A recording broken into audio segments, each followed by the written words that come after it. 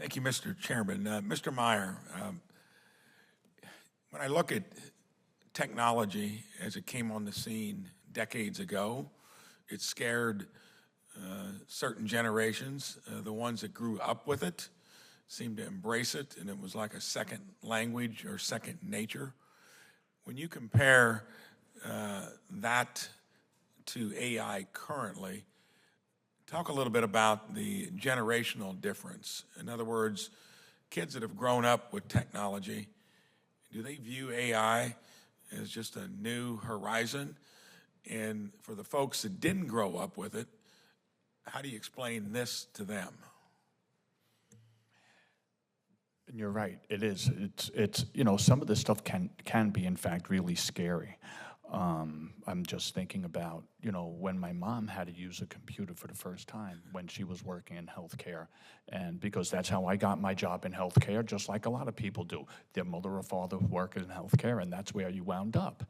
But I have to tell you, I think people are excited about this technology.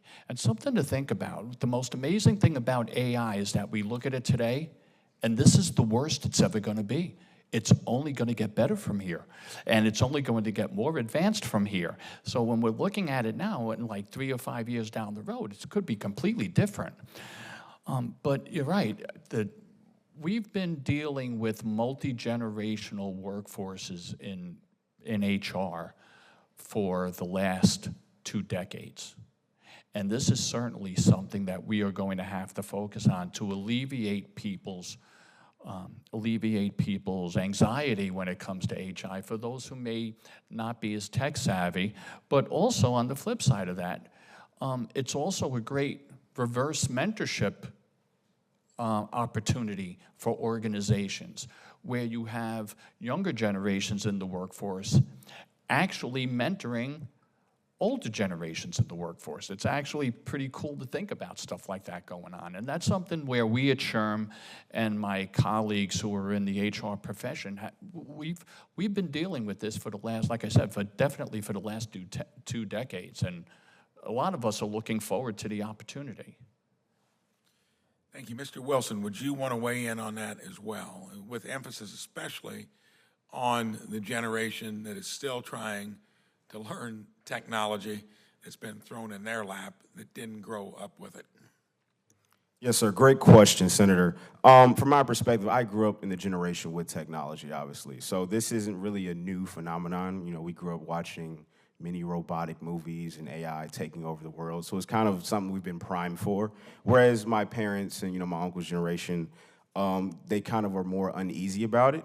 And I think that's where the AI anxiety portion that I talked about previously comes in, because we know there's a lot of anxiety around, you know, what the possibilities of AI are. So I think it's important that both parties, all age groups, all generations, get a clear understanding and foundational knowledge of how AI can be beneficial, but also the risks.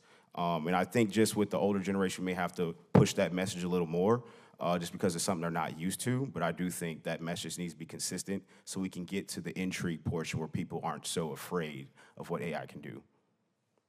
Thank you. Dr. Kimbrough, recently we've seen some states, localities attempt to implement policy in the AI space. New York City enacted a law regulating employers' use of automated employment decision tools in hiring and promotions, requiring employers to audit their HR technology systems for bias and publish the results. In California, the governor signed an executive order that directs state agencies to adopt a proactive approach to AI regulation and to leverage the state's procurement power to promote so-called trustworthy AI principles.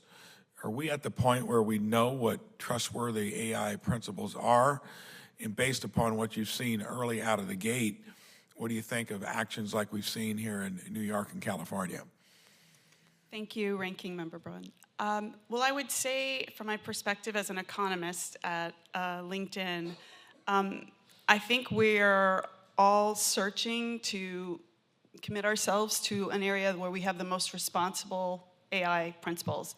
At LinkedIn, this is exactly how we operate. We seek, for example, which is what I can speak to, we seek to put our members first. So where we can uphold trust, where we can promote fairness and inclusion, where we can be extremely transparent, those are the kinds of principles that we adhere to in our own work at LinkedIn to put members first and kind of create this vision of inclusion.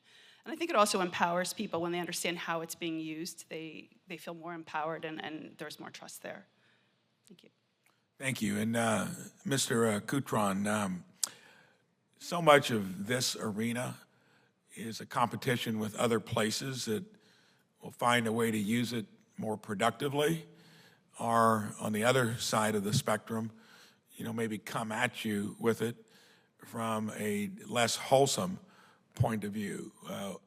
What do you worry about? How do you see kind of the way we handle it vis-a-vis what other countries are doing? And you can see where they'd want to probably be on the leading edge of it, ideally, to make their economies more productive. Or do you fear that this will be something we're going to battle, similar to what we do with the malfeasance that we've got in our own technological world, where you got folks out, using it with ransomware and other ways where they've used it as a negative tool? Where do you see AI on that kind of a pivot point of good versus evil?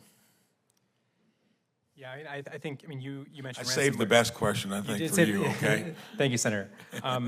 Look, there's a lot of examples of bad ways that bad actors can use AI. I think when I look at what other countries are doing relative to the US, I'm concerned about the fact that we are really on the back foot in terms of being ready for the economic displacement that's going to come from these tools. Like, make no mistake, AI may not be coming for teachers' jobs. It is coming for doctors, lawyers, designers, mathematicians, engineers, data scientists, paralegals, assistants, customer service managers, marketing managers, advertising managers.